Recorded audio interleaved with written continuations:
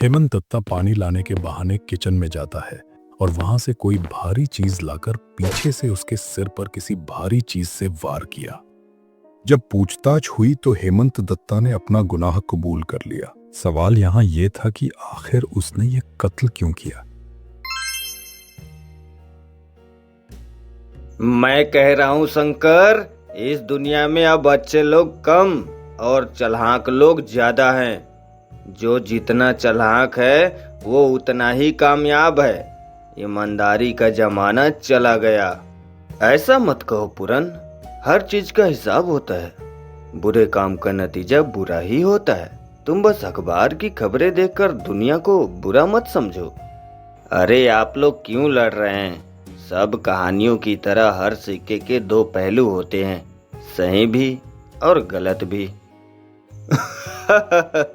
हाँ ललित, सही और गलत, लेकिन आजकल सही को सिर्फ बेवकूफ बनाया जाता है। बिष्टदा, आप कुछ कह क्यों नहीं रहे? आप भी सुन रहे हैं ना हमारी बहस? बताइए, क्या इस दुनिया में इंसान अपने बुरे कर्मों से बच सकता है? तुम लोग सिर्फ सही और गलत के बारे में सोचते हो, लेकिन जिंदगी इतनी सीधी नहीं होती।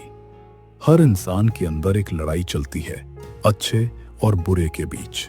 और कभी कभी ये लड़ाई इतनी उलझ जाती है कि तुम्हें पता ही नहीं चलता कि कौन जीता और कौन हारा। तो आप क्या कहना चाहते हैं बिष्टदा? मैं कहना चाहता हूं कि कहानी सिर्फ अंजाम की नहीं होती, वो उस सफर की होती है जो किसी को अच्छा या बुरा बनाती है। आज मैं तुम्हें एक कुरियर बॉय की कहानी सुनाता हूं, एक आईफोन की खूनी लालच की कहानी।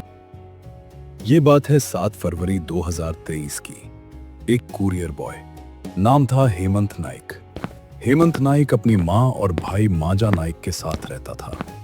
हेमंत नाइक ने फाइनल ईयर से पहले ही उसने पढ़ाई छोड़ दी और घर घर डिलीवरी का काम करने लगा। तभी 7 फरवरी को हेमंत के भाई यानी माजा नाइक को हेमंत के सहकर्मी का ई कार्ट कंपनी से फोन आता है।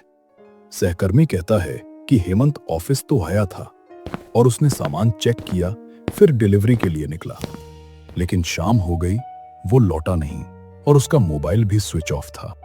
आजकल मोबाइल के बिना तो कुछ भी नहीं होता।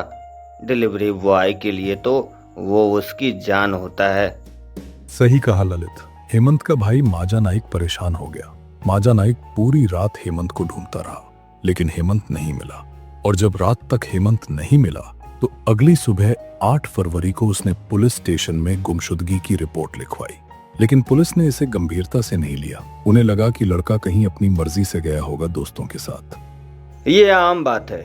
पुलिस को ऐसे केस में सिरदर्दी नहीं लेनी होती। आ जाएगा नौजवान है कहकर टाल देते हैं। और यही हुआ। दिन बीतते गए। माजा नाइक रोज थाने जाता, लेकिन जवाब मिलता, हम देख रहे हैं।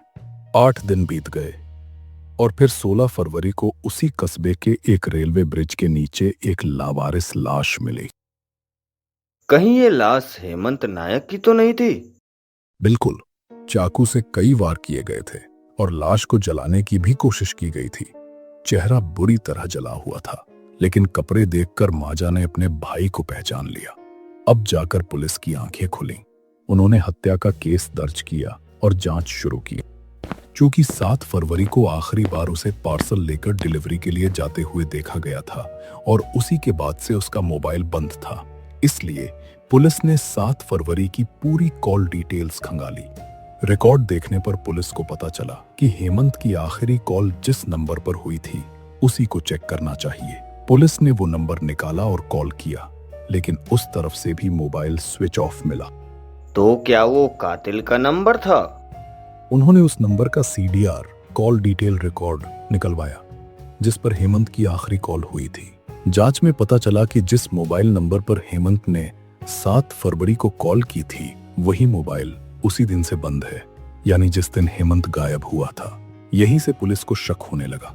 इसके बाद पुलिस की टीम ने यह पता लगाने की कोशिश की कि उस दिन हेमंत कौन कौन से पार्सल लेकर निकला था और डिलीवरी कहां कहां होनी थी। जब पुलिस ने इस रिकॉर्ड की जांच की तो सामने आया कि हेमंत जिस एड्रेस पर पार्सल लेकर निकला था वो उसी शहर का एक पता था। वहां डिलीवरी के नाम पर लिखा हुआ था हेमंत दत्त। पुलिस की टीम तुरंत उस एड्रेस पर पहुंची जो एक अपार्टमेंट का पता था, लेकिन वहां जाकर पता चला कि ऐसा कोई फ्लैट नंबर ही नहीं है और ना ही हेमंत दत्त नाम का कोई व्यक्ति वहां रहता है। जिस दिन हेमंत ने आखिरी कॉल की थी उसका मोबाइल उसी दिन से बंद था। अब पुलिस को समझ में आया कि कुछ तो गड़बड़ है। देखा, मैंने कहा था ना, सातिर दिमाग था। उसने सब कुछ प्लान कर रखा था। कोई सुराग नहीं, कोई नंबर नहीं, कोई पता नहीं। अब क्या करेगी पुलिस?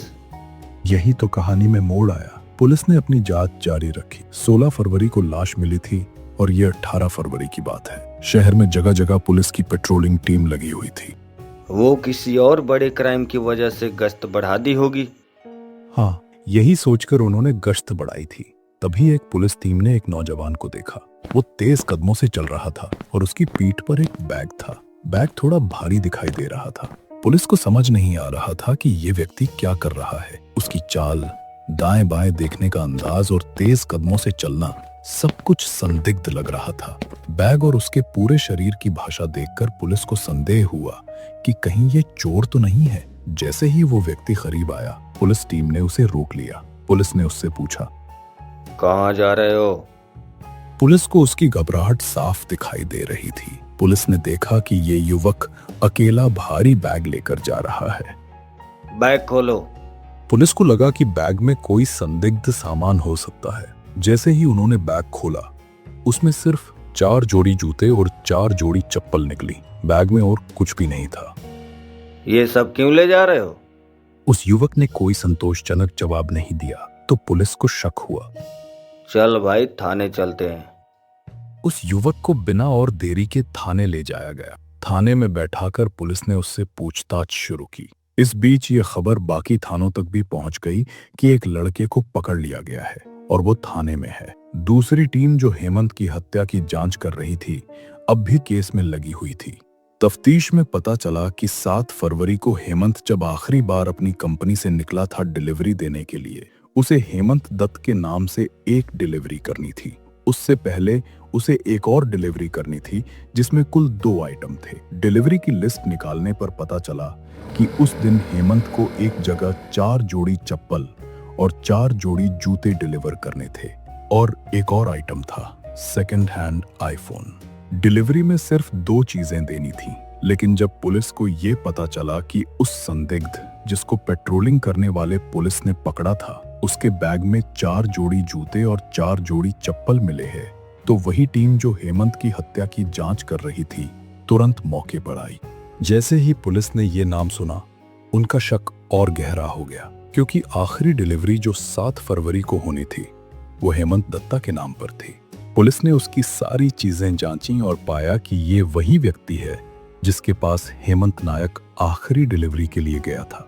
अब पुलिस ने हेमंत दत्त के मोबाइल और लोकेशन को ट्रेस किया तो पता चला कि 7 फरवरी को हेमंत दत्ता का मोबाइल और दूसरी तरफ हत्या हुए हेमंत नायक के मोबाइल का लोकेशन एक ही जगह था। कई सारी चीजें मैच कर रही थी। फिर पुलिस ने हेमंत दत्ता को गिरफ्तार किया और थाने में बैठाकर पूछताछ शुरू की। जब पूछताछ हुई तो हेमंत दत्ता ने अपना गुनाह कबूल कर लिया। सवाल यहाँ ये था कि आखिर उसने ये कत्ल क्यों किया। फिर उसने बताना शुरू किया। उसने बताया कि वह भी एक कुरियर कंपनी में काम कर चुका था, लेकिन अब बेरोजगार था।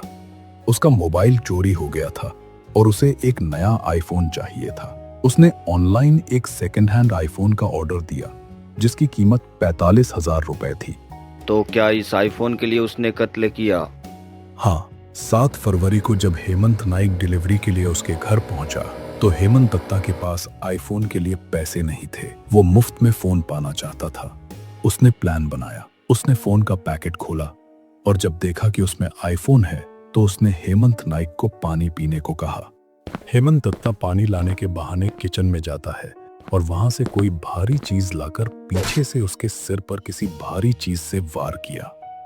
फिर चाकू से कई वार कर उसकी हत्या कर दी। फिर हेमंत के बैग को बाहर निकाला। बैग में 4 जोड़ी जूते और चप्पलें थीं जिन्हें हेमंत को आगे डिलीवर करना था। ओह, तो वो सिर्फ एक आईफोन के लिए? हाँ, सिर्फ एक आईफोन के लिए। उसने उस रात लाश को एक बोरी में भरा, उस पर केरोसिन तेल डाला और स्कूटर पर रखकर रेलवे ब्रिज के पास ले जाकर जला दिया।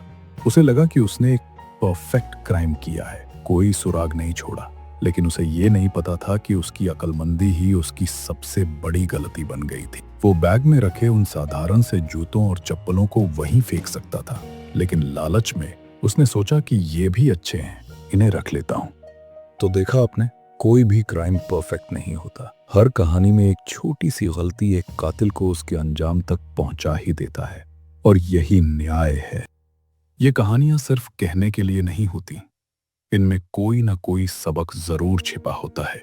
और हमारे इस अड्डे पर गोपाल की चाय के साथ ऐसी ही कई कहानियां हर शाम जिंदा हो जाती हैं। अगर आप भी हमारे इस परिवार का हिस्सा बनना चाहते हैं और ऐसी ही और सच्ची कहानियां सुनना चाहते हैं तो इस चैनल को सब्सक्राइब कर लीजिए, ताकि अगली बार जब मैं कोई नई कहानी सुनाऊं तो आपसे मिस ना हो।